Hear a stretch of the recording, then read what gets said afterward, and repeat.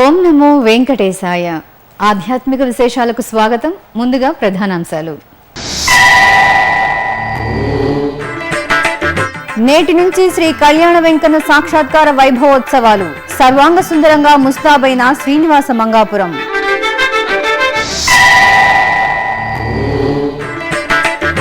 భక్తుల సేవలో తరిస్తున్న టీటీడీ. తిరుమలలో మరిన్ని పాదరక్షల ర్యాకులు.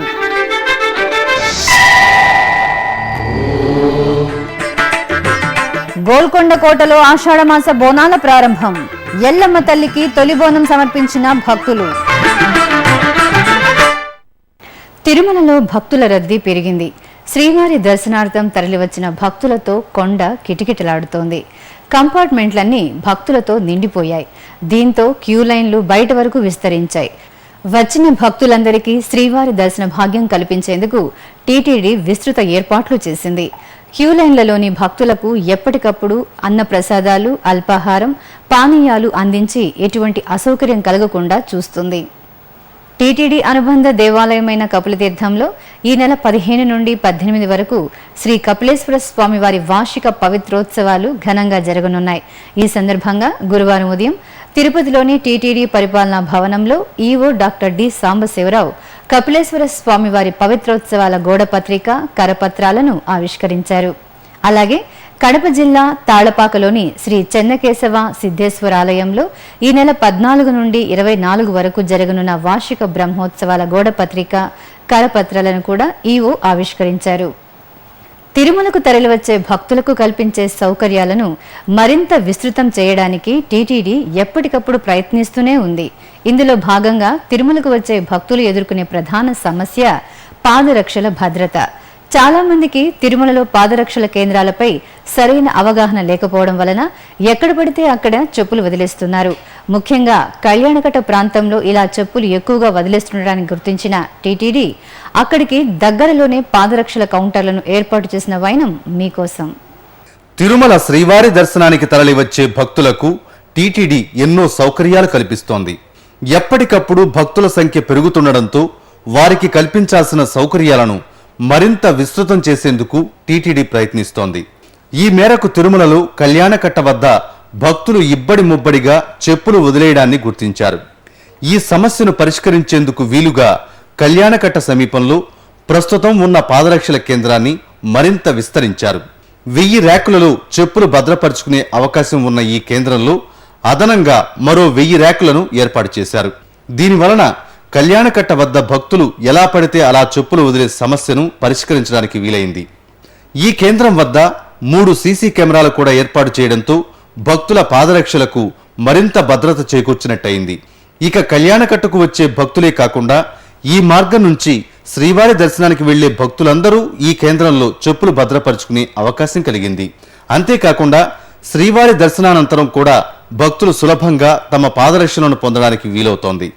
ఇలాంటి చక్కని వెసులుబాటు కల్పించిన టీటీడీని పలువురు భక్తులు ప్రశంసిస్తున్నారు. నా పేరు రవి సార్. మేము హైదరాబాద్ నుంచి వచ్చాము, దర్శనానికని వచ్చాము. ఇంతకుముందేమో చెప్పులు ఎక్కడ అంటే అక్కడ పడేసుకొని అక్కడెక్కడ చేస్తుంటే అది పద్ధతి బాగాలేకుండా ఈసారి మాత్రం మంచిగా స్టాండ్లు అవన్నీ చేసి ప్రజలకు ఏ ఇబ్బంది కాకుండా మంచి చెప్పులు పెట్టేటట్టు చేసిర్రు. చెప్పులు ఎవరు తీసుకోపోకుండా సీసీ కెమెరాలు కూడా మంచిగా పెట్టిర్రు. అంతా బాగానే ఉంది.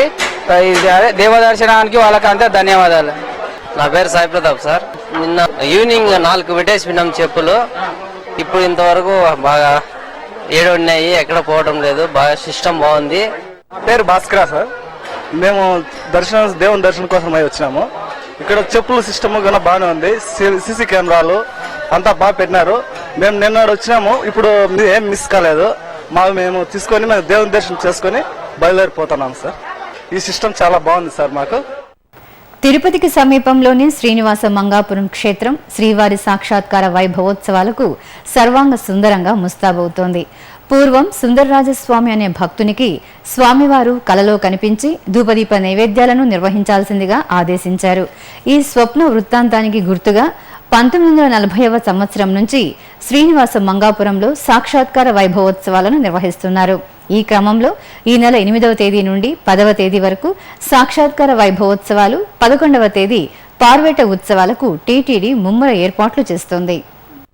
వైకుంఠనాథుడు ఎప్పుడూ భక్తుల మనసులోనే ఉంటాడని చెప్పడానికి తిరుపతికి సమీపంలోని శ్రీనివాస మంగాపురంలో నిర్వహించే సాక్షాత్కార వైభవోత్సవాలే ప్రత్యక్ష ఉదాహరణ. తమిళనాడు రాష్ట్రం కంచికి చెందిన సుందరరాజస్వామికి శ్రీ కళ్యాణ వెంకన్న స్వప్నంలో కనిపించి ధూపదీప నైవేద్యాలు నిర్వహించాలని ఇచ్చిన ఆదేశంతో సుందరరాజస్వామి శ్రీనివాస మంగాపురం చేరుకుని పరిసర ప్రాంత ప్రజల సహకారంతో ఆలయంలో సుదీర్ఘకాలం స్వామివారికి నిత్య పూజలు నైవేద్యాలను సమర్పించారు. ఇందుకు గుర్తుగా 1940 నుంచి శ్రీనివాస మంగాపురంలో సాక్షాత్కార వైభవోత్సవాలు నిర్వహిస్తున్నారు. ఈ నేపథ్యంలో ఈ నెల 8వ తేదీ నుంచి 11వ తేదీ వరకు జరిగే సాక్షాత్కార వైభవోత్సవాలకు శ్రీ కళ్యాణ వెంకన్న ఆలయాన్ని తిరుమల తిరుపతి దేవస్థానం శోభాయమానంగా ముస్తాబు చేసింది. ఆలయ ప్రాంగణంలో చలువ పందిళ్లను ఏర్పాటు చేశారు. అలాగే ఆలయాన్ని వివిధ రకాల పుష్పాలతో సర్వశోభితంగా తీర్చిదిద్దుతున్నారు. గర్భాలయం వెనుక భాగంలో యాగశాల ఏర్పాటు చేశారు. ఉత్సవాల్లో భాగంగా 8వ తేదీ స్వామివారికి స్నపన తిరుమంజనం, ఊంజల సేవ, తిరుచి సేవ నిర్వహించనున్నారు. 9వ తేదీ రాత్రి శ్రీ కళ్యాణ వెంకటేశ్వర స్వామివారు హనుమంత వాహనం పైన, 10న గరుడ వాహనంపై ఆలయ మాడవీధులలో విహరిస్తారు. తిరుమల శ్రీవారికి జరిగే తరహాలోనే గత ఏడాది నుంచి శ్రీ కళ్యాణ వెంకన్నకు పార్వేట ఉత్సవాన్ని నిర్వహిస్తున్నారు. ఇందుకోసం శ్రీవారి మెట్టు మార్గంలో సాళువ నరసింహరాయలు 15వ శతాబ్దంలో నిర్మించిన మండపానికి టీటీడీ ఇటీవల పూర్వ వైభవాన్ని తెచ్చింది. ఒకనాడు ఈ మండపంలో శ్రీ నృసింహస్వామివారు నిలవై ఉండేవారని ప్రతీతి. తదనంతరం తిరుమలకు వెళ్లే యాత్రికులు ఈ మండపం వద్ద సేద తీరి ఆ పక్కనే ఉన్న కోనేరులో దాహం తీర్చుకుని వెళ్లేవారని స్థానికులు చెబుతారు. చారిత్రక ప్రత్యేకతను కలిగిన ఈ మండపం వద్దే ఈ నెల 11వ తేదీ శ్రీ కళ్యాణ వెంకన్నకు పార్వేట ఉత్సవాన్ని వైభవంగా నిర్వహించనున్నారు. ఇప్పుడొక చిన్న విరామం.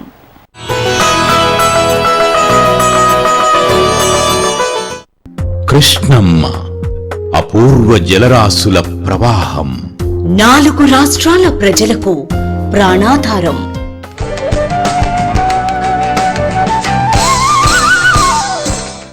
ఈ పుణ్యనదిని శ్రీకృష్ణుడి అంశగా ఆరాధిస్తున్న భక్తజనం. తీరంలోని ప్రతి క్షేత్రం పవిత్రం, మహిమాన్వితం, తేజో విరాజితం. పుష్కరాద్యాని తీర్థా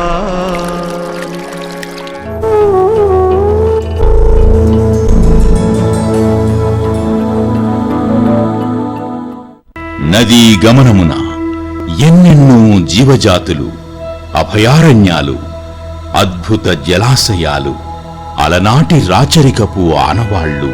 కృష్ణవేణి పొడిబిట్టలు, ఎందరో కవి దిగ్గజాలు, సంగీత స్రష్టలు, జాతికి స్వతంత్ర్యాన్ని, మూవన్నెల జెండాను అందించిన మహనీయులు. కళలకు కాణాచి ఈ కృష్ణవేణి పుష్కర వాహిని.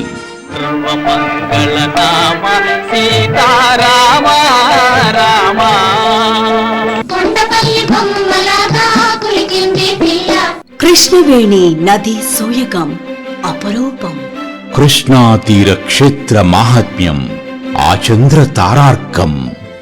పుష్కర శోభను ప్రత్యేక కార్యక్రమాల కదంబంగా మీకందించేందుకు ముందుగా సన్నద్ధమవుతున్నది మీ శ్రీ వెంకటేశ్వర భక్తి ఛానల్. కృష్ణం వందే పుష్కరం. త్వరలో. ఆధ్యాత్మిక విశేషాలకు తిరిగి స్వాగతం. తిరుపతి పుణ్యక్షేత్రంలోని శ్రీ గోవిందరాజస్వామి దక్షిణ మాడవీధిలో నెలవైన శ్రీ లక్ష్మీనారాయణ స్వామి వారి ఆలయంలో పెరియాళ్వార్ తిరునక్షత్ర మహోత్సవాలు ఘనంగా జరుగుతున్నాయి.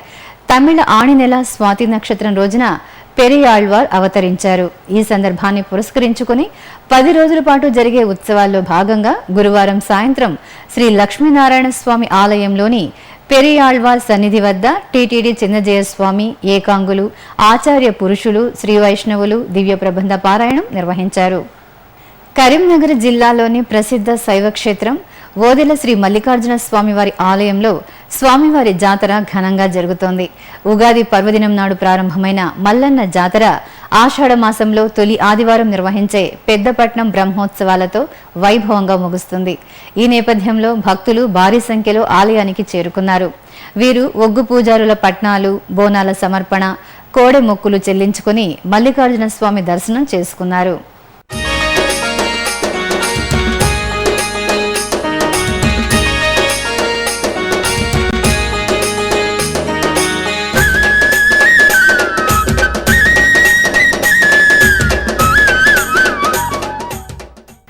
తెలంగాణ సంస్కృతికి అద్దం పట్టే ఆషాఢ జాతరకు గోల్కొండ కోట తొలి వేదికైంది.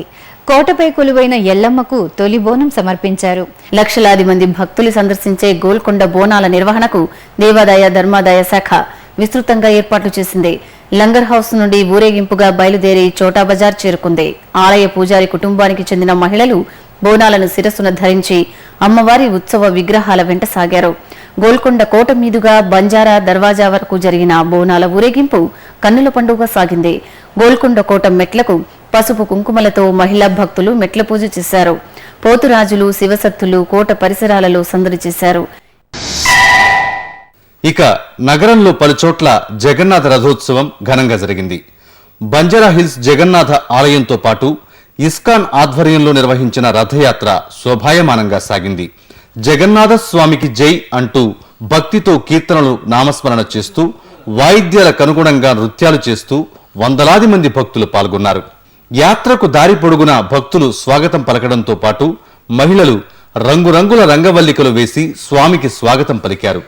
బంజారా హిల్స్ జగన్నాథ ఆలయం నుండి ఉత్సవమూర్తులను 3 రథాలపై ఊరేగించి కనకదుర్గ ఆలయంలో వేంచేపు చేశారు. ఖమ్మం జిల్లా భద్రాచలంలోని శ్రీ సీతారామచంద్రస్వామి ఆలయంలో పుష్యమి నక్షత్రాన్ని పురస్కరించుకొని శ్రీరాముని పట్టాభిషేకం నిర్వహించారు. సీతారాములను సర్వాంగ సుందరంగా అలంకరించి ఆలయం నుంచి బేడా మండపానికి తీసుకువచ్చారు. భక్తులు రామనామ స్మరణలు చేస్తుండగా మేళ తాళాలు, మంగళ వాయిద్యాల మధ్య వేద పండితులు పాంచరాత్ర ఆగమ శాస్త్రోక్తంగా పట్టాభిషేకం చేశారు. రాజముద్రిక, రాజదండం, కత్తి, కిరీట ధారణ జరిపి కళ్యాణం జరిపారు. భక్తులు ఈ విశేష ఉత్సవాన్ని కనులారా గాంచి తరించారు.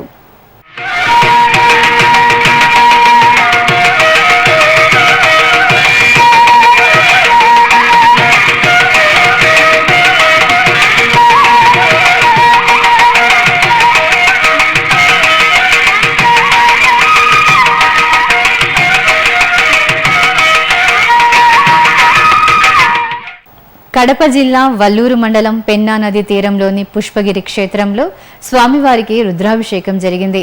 శ్రీ లక్ష్మీ చెన్నకేశ్వర స్వామి, శ్రీ ఉమామహేశ్వర స్వామివారు భక్తులను అనుగ్రహిస్తున్న ఈ పుణ్య ప్రదేశంలో ఆషాఢమాస పూజలు వేడుకగా జరిగాయి.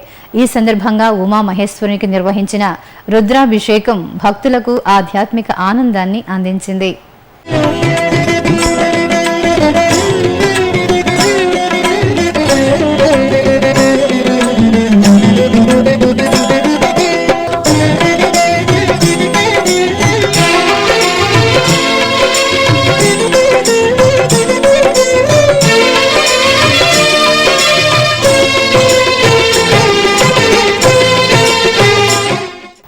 ఒడిశా రాష్ట్రం గజపతి జిల్లా పర్లాఖిమిడిలో జగన్నాథుని రథయాత్ర ఘనంగా జరిగింది. ఈ సందర్భంగా పర్లాఖిమిడి భక్తజనులతో నిండిపోయింది. చూడచక్కగా అలంకరించిన రథంపై సుభద్ర, బలభద్ర సమేత శ్రీ జగన్నాథ స్వామివారిని కొలువు తీర్చి పురవీధుల్లో ఊరేగించారు. అడుగడుగున స్వామివారికి మంగళ హారతులు సమర్పించారు. పరిసరాలు జై జగన్నాథ నామ స్మరణతో ప్రతిధ్వనించాయి. సికింద్రాబాద్ మల్కాజ్గిరిలో విశ్వశాంతి కోసం శ్రీ రామాయణ మహాయజ్ఞం నిర్వహించారు. 24 రోజుల పాటు జరిగే రామాయణ మహాయజ్ఞంలో భాగంగా విశ్వక్సేన ఆరాధన, పుణ్యాహవాచనం, రక్షాబంధనం, అఖండ దీపారాధన, అగ్ని ప్రతిష్ఠ జరిపారు. భక్తులు శ్రీరామనామ స్మరణ చేస్తూ యజ్ఞంలో పాల్గొన్నారు. ఇప్పుడొక చిన్న విరామం.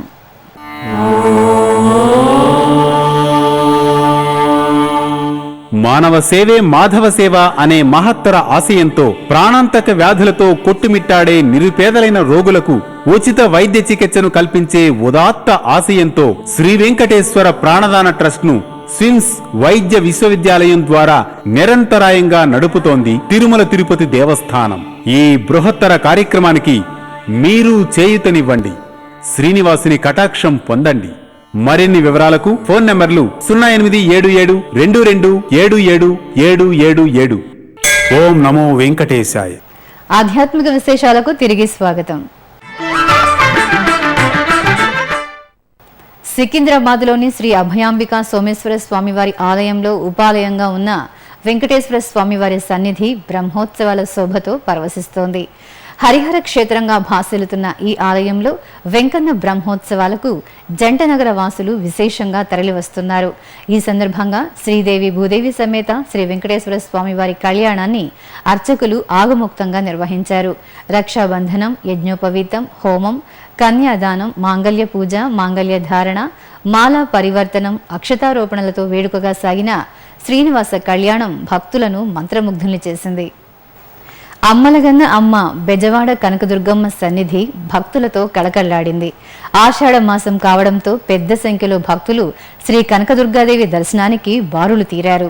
అమ్మవారికి త్రికాల పూజలను యథావిధిగా పూర్తి చేసిన అర్చకులు సాయంత్రం వేళల్లో అమ్మవారికి పంచహారతుల కార్యక్రమాన్ని విశేషంగా నిర్వహించారు. ముందుగా సాంబ్రాణి ధూపాన్ని వేసి ఆపై వేదమంత్రాలు, మంగళ వాయిద్యాల మధ్య ఓంకార, నాగ, సింహ, కుంభ, నక్షత్ర పంచహారతులను నిర్వహించి చివరగా కర్పూర హారతి సమర్పించి భక్తులకు దర్శన భాగ్యం కల్పించారు. కర్నూలు జిల్లా నంద్యాలలో కొలువైన శ్రీ జగజ్జనని ఆలయం భక్తుల కొంగు బంగారంగా అలరారుతోంది.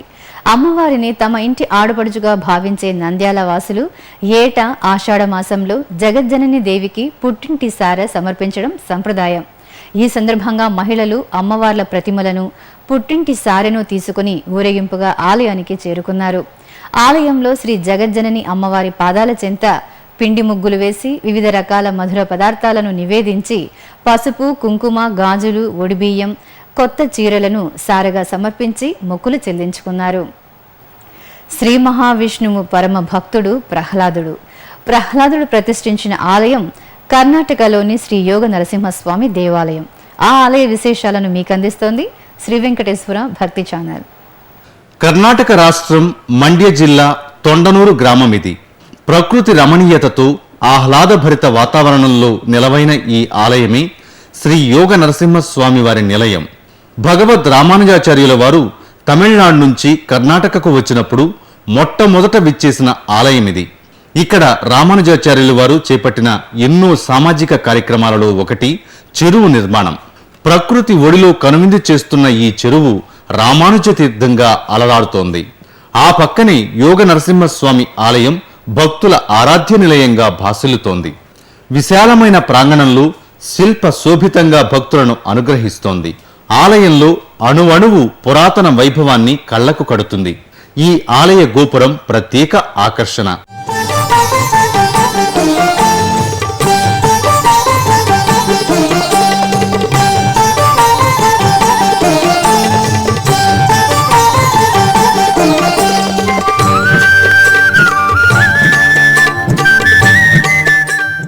అభిషేక ఆరాధనలతో ఆలయం ఉత్సవ శోభతో ప్రకాశిస్తూ ఉంటుంది. ప్రత్యేక పర్వదినాల్లో స్వామివార్లకు విశేష పూజలు చేస్తారు. ఆలయంలో రామానుజాచార్యుల విగ్రహమూర్తిని భక్తులు దర్శించవచ్చు. ఈ ఆలయంలో 12 సంవత్సరాల పాటు ఉండి రామానుజాచార్యులు శ్రీభాష్యం రచించిన తరువాత మేల్కోటైకు పయనమైనట్టు శాసనాల ద్వారా తెలుస్తోంది. ఇక వివిధ ప్రాంతాల్లో జరుగుతున్న సాంస్కృతిక కార్యక్రమాల సమాహారం కళా నీరాజనంలో వీక్షిద్దాం.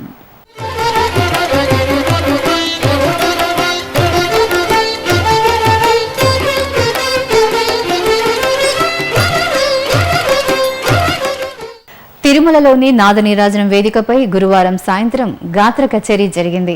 హైదరాబాద్కు చెందిన డాక్టర్ నీతా చంద్రశేఖర్ బృందం సమర్పించిన గాత్ర కచేరీ శ్రీవారి భక్తులను అలరించింది.